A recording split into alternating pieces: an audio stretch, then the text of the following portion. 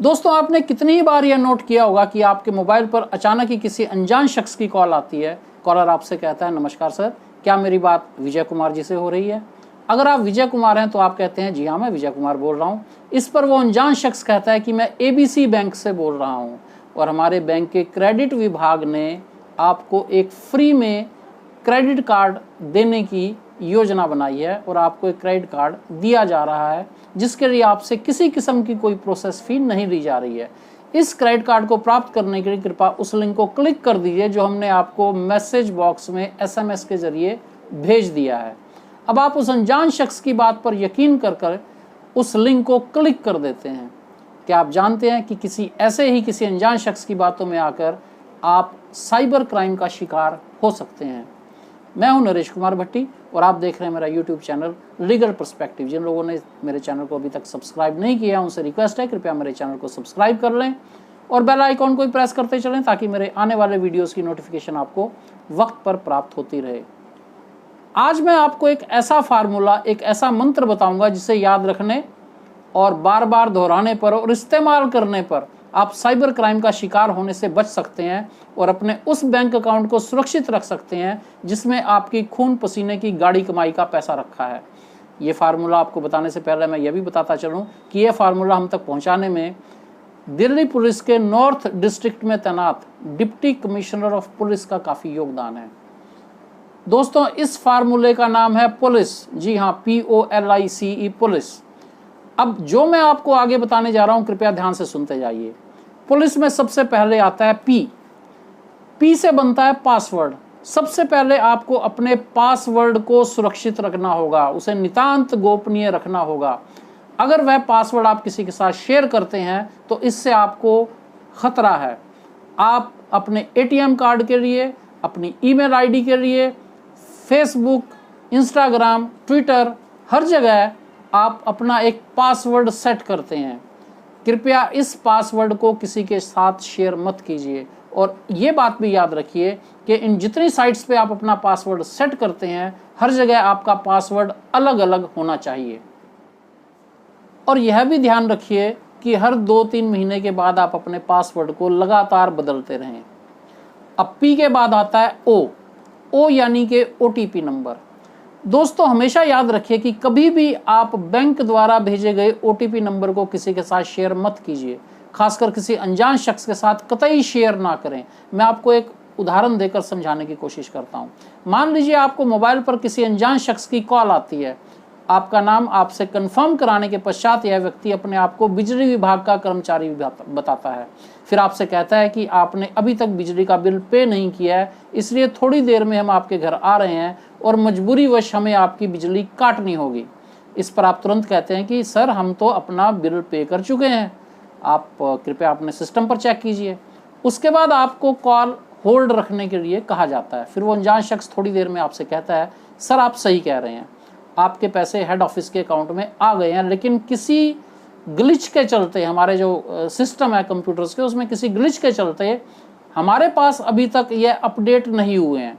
अब वह अनजान शख्स आपको एक सुझाव देता है कि कृपया 100 रुपये बिजली विभाग को अपने मोबाइल के जरिए पे कर दीजिए। जब आप 100 रुपये पे करते हैं तो तुरंत आपके पास बैंक का OTP नंबर आता है, आप उसे साइट पर भर देते हैं और 100 रुपये की पेमेंट बिजली विभाग को हो जाती है। यहाँ तक सब ठीक है, लेकिन अब यह अनजान शख्स आपको यह कहता है कि सिस्टम में हमारे पास आपके 100 रुपये एक्स्ट्रा आ गए हैं, फालतू आ गए हैं, जिसकी वजह से हम चाहते हैं कि ये 100 रुपये तुरंत हम आपको वापस कर दें। उसके बाद आपके पास एक OTP नंबर आता है और वो अनजान शख्स आपसे वो OTP नंबर पूछता है ताकि आपको 100 रुपये आपको वापस कर दिए जाएं। अब इतनी देर की गहमा गहमी से परेशान होकर आप ये OTP नंबर उसे बता देते हैं और थोड़ी ही देर में आपको पता चलता है कि आपका बैंक अकाउंट साफ हो चुका है और आपके बैंक बैलेंस है वो 0 दिखा रहा है। अब यहाँ पर ये समझने की कोशिश कीजिए, ये बात याद रखने की कोशिश कीजिए कि आपसे गलती क्या हुई। जब आप किसी मोबाइल इंटरनेट के जरिए पेमेंट करते हैं किसी भी व्यक्ति को तो बैंक आपको OTP नंबर भेजता है, लेकिन यदि कोई व्यक्ति आपको पेमेंट करता है, आप पेमेंट रिसीव कर रहे हैं, तो कभी भी आपका बैंक आपको OTP नंबर नहीं भेजता। अब पुलिस का P हो गया, O हो गया, अब आता है L। L यानी कि लिंक। ये बात जैसे कि मैंने शुरू में कही, यदि आपके पास SMS के ज़रिए, व्हाट्सएप के ज़रिए किसी अनजान शख्स का भेजा हुआ लिंक आता है और आपसे रिक्वेस्ट की जाती है कि आप उस लिंक को क्लिक कर दीजिए, तो हो सकता है कि उस लिंक के ज़रिए आपके मोबाइल पर एक मॉलवेयर छोड़ दिया जाए। मॉलवेयर आसान भाषा में कहूँ तो एक वो शैतान है जो कि नज़र नहीं आएगा, लेकिन आपका मोबाइल हैक हो जाएगा और आपका मोबाइल उस अनजान शख्स द्वारा आपका सारा डाटा, आपकी सारी इंफॉर्मेशन, आपके सारे कॉन्टैक्ट, सब कुछ उस अनजान शख्स को आपके मोबाइल में जो कि भरे हुए हैं उसे अपने मोबाइल में दिखने शुरू हो जाएंगे। आपकी सारी डिटेल्स उसके पास चली जाएगी। अब मैंने पुलिस के P, O और L के बारे में आपको बताया। अब इन तीनों का जरा मिला जुला असर देखते हैं। यदि उस अनजान शख्स के पास किसी तरह से आपके ATM कार्ड का नंबर है और आपके ATM कार्ड का CVV नंबर भी है, तो हो सकता है कि जो ये इन्फॉर्मेशन है, जो ATM कार्ड का नंबर और CVV नंबर है, ये आपके किसी पासवर्ड को जानने के बाद आपकी किसी साइट से उसे मिला हो, और वो पासवर्ड हो सकता है आपके लिंक को क्लिक होने पर, आपका मोबाइल हैक होने पर उसे मिला हो। अब उसे सिर्फ OTP नंबर की दरकार है, जिसके चलते अगर वो उसे किसी तरह से पता चल जाए तो आपका बैंक अकाउंट ज़ीरो हो जाएगा, और वो OTP नंबर आप उस अनजान शख्स की बातों में आकर आप उसे बता देते हैं।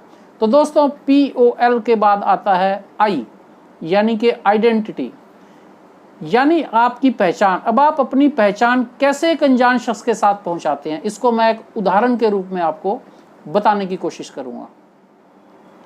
अब उदाहरण के लिए, आप सिनेमा में एक मूवी देखने जाते हैं, वहाँ पर आपको एक कम उम्र का खूबसूरत सा लड़का या लड़की आपसे मिलता है और बहुत ही अच्छे और मीठे तरीके से आपका अभिवादन करता है। उसके पश्चात वो आपको बताता है कि उनकी कंपनी अपने बिजनेस को प्रमोट करने के लिए एक लक्की कूपन आपको देने जा रही है, और यदि आप भाग्यशाली रहे तो आप बहुत ही बढ़िया इनाम के हकदार होंगे। आपसे उस लक्की कूपन पर आपका नाम, आपका पता, आपका टेलीफोन नंबर और आपका ईमेल आईडी आपसे भरने की प्रार्थना की जाती है। आप बिना कोई शक किए अपनी जानकारी उस कूपन में भर देते हैं। अब आपका इनाम तो कोई आता नहीं, लेकिन थोड़े दिनों बाद आप इस बात को भूल भी जाते हैं। लेकिन दोस्तों, आपकी आइडेंटिटी, आपकी पहचान उस अनजान शख्स के पास पहुंच चुकी है। यानी अब वो अनजान शख्स आपको फ़ोन करेगा तो उसे आपका नाम, मोबाइल नंबर पहले से ही मालूम होगा, फिर आपका पासवर्ड, अब आपको भेजा हुआ लिंक, और अंत में आपका बताया हुआ OTP नंबर ही उस अनजान शख्स की मदद करेगा ताकि वो आपका बैंक अकाउंट शून्य कर दे। इसलिए कृपया जहाँ तक संभव हो अपनी पहचान गुप्त रखें। कम से कम अनजान शख्स से खामा-खा अपनी आइडेंटिटी शेयर ना करें। फेसबुक, इंस्टाग्राम, ट्विटर पर अपनी पहचान के साथ यह संदेश भी मत प्रसारित करें कि अगले 7 दिनों तक या 8 दिनों तक आप अपने परिवार के साथ पहाड़ों पर छुट्टियां बिताने जा रहे हैं, क्योंकि आपकी पहचान और आपका पता हो सकता है आपकी अनुपस्थिति में आपके लॉक किए हुए घर के लिए एक खतरा बन जाए। तो दोस्तों, पुलिस का P हो गया, O हो गया, LI हो गया, L हो गया, I हो गया। उसके बाद आता है C यानी कि कम्युनिकेशन विद अ स्ट्रेंजर। आपको किसी भी अनजान शख्स के साथ खामा-खा मोबाइल पर बात करने की आखिर ज़रूरत ही क्या है। मैंने शुरू से ये कहा कि अनजान शख्स आपको फ़ोन करेगा और आपसे आपका नाम कंफर्म करेगा, आप उससे बात करने लगते हैं। एक अनजान शख्स आपको फ़ोन करके कहता है, क्या मेरी बात विजय कुमार जी से हो रही है? आप विजय कुमार, आप कहते हैं हाँ जी मैं विजय कुमार बोल रहा हूँ, सर ये हो गया, वो हो गया, वगैरह वगैरह, बैंक शैंक। आप आपको सीधा बोलिए कि भाई साहब, सवाल के बदले में मैं आपसे पहले सवाल पूछ रहा हूँ, उसका आप जवाब दीजिए, क्योंकि आप याद रखिए आपने उसकी कॉल अटेंड की है। ये आपका हक बनता है कि आप किसी भी कॉल को अटेंड करें, आप किसी से बात करें या ना करें।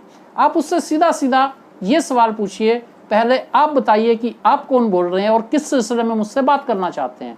अब वो अपना नाम बताएगा, आपको अपना पर्पस बताएगा, बैंक का क्रेडिट कार्ड ले लो, इंश्योरेंस करवा लो, ये करवा लो, वो करवा लो। अगर आप इस जानकारी से संतुष्ट नहीं हैं, उसे सिर्फ ये कहिए, सॉरी रॉन्ग नंबर, मेरे पास वक्त नहीं है, sorry I am not interested. बात वहीं ख़त्म हो जाएगी, आपको टेंशन भी नहीं होगी, आप नम्रता से ये बात कहकर फ़ोन काट सकते हैं। अब दोस्तों, P हो गया, O हो गया, L हो गया, I हो गया, C हो गया, सबसे लास्ट में आता है E यानी कि इजी मनी। अब दोस्तों, यहाँ मैं आपको बताना चाहूँगा कि हर इंसान की एक दबी हुई ख्वाहिश होती है कि उसे मेहनत ना करनी पड़े और उसके पास ढेर सारा पैसा किसी तरीके से तुरंत फुरंत आ जाए, और इसी के चलते आप अपनी मेहनत की कमाई की रकम के लिए खतरा पैदा कर देते हैं। आप इजी मनी की तरफ मत भागिए।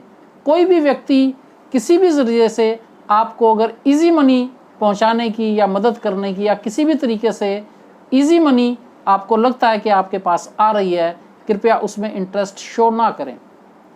कुल मिलाकर POLICE, अगर आप इस मंत्र को, इस फार्मूले को बार बार याद रखेंगे तो हो सकता है आप अपने अकाउंट का, जो आपकी गाड़ी कमाई की मेहनत का पैसा है, उसे बचाने में आप कामयाब हो जाएं। दोस्तों, यहाँ पे मैं आपको एक बात और बताता चलूँ। अक्सर बातचीत में मैंने लोगों को कहते सुना, जब भी हम पुलिस के बारे में बातचीत करते हैं तो उनके कमेंट्स कुछ अच्छे नहीं होते। पुलिस ऐसी होती है, पुलिस वैसी होती है, पुलिस ठीक से काम नहीं, पुलिस के खिलाफ हज़ारों शिकायतें होती हैं। लेकिन दोस्तों, यहाँ जो मंत्र मैंने आपको दिया, जो फार्मूला मैंने आपको दिया, आप उस मंत्र का अगर बार बार जाप करेंगे, बार बार ध्यान से याद रखेंगे, तो मेरी मानिए आपकी नाराज़गी पुलिस से दूर हो जाएगी और आपके चेहरे पे एक मुस्कान आएगी, क्योंकि पुलिस के मंत्र के द्वारा ही आप अपने बैंक अकाउंट को बचाने में कामयाब रहते हैं। आज की वीडियो में इतना ही, बाकी अगली वीडियो में। नमस्कार।